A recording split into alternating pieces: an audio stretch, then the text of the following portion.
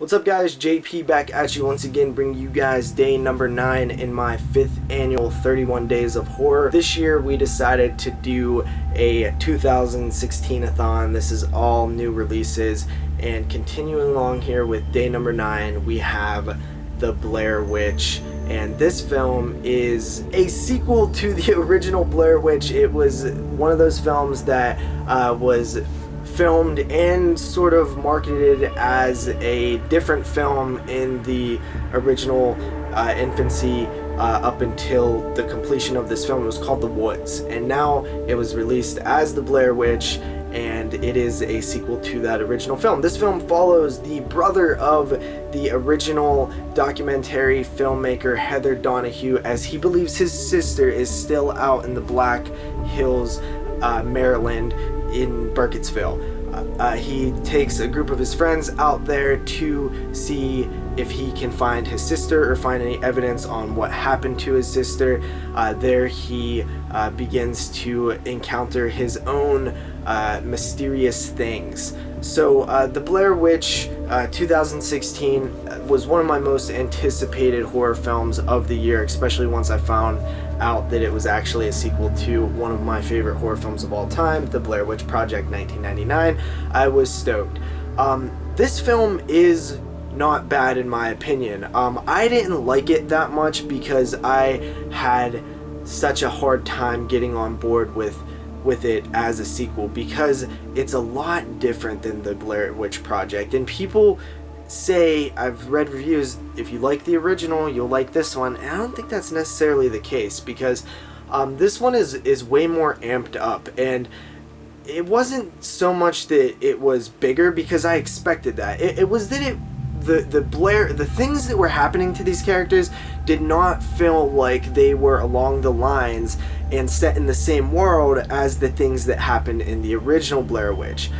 This felt much more amped up and against the character of the Blair Witch and what we know her to be capable and what she was doing. So that was sort of my main beef with the film, that it just didn't feel like it was the same world, didn't feel like it was the same thing, the same situation. Granted, it is set years later, but it just still felt out of context in terms of all these trees falling, and it just felt a little too high-paced and action-oriented in certain scenes.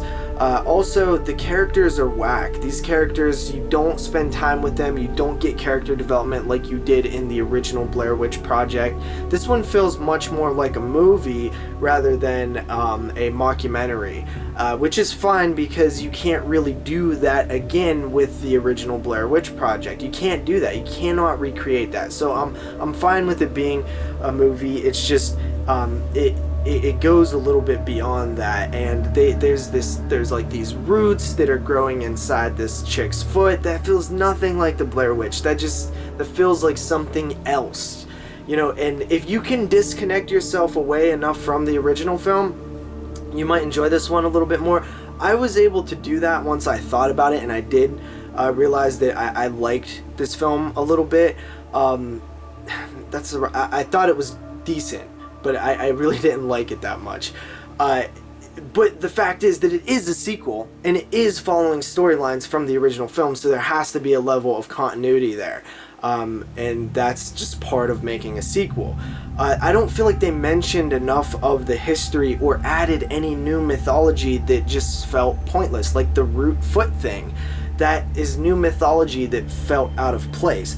The mythology I'm talking about is like Rustin Parr and Coffin Rock. They didn't really add to that at all, and that became a little problematic. Now, the final things that I'll say on this one is the ending of the film is actually pretty good. Like, to me, it was scary. It had these moments of fright. The house looks great. There's just moments in it where I thought, like, damn, this looks good, and damn, it's scary.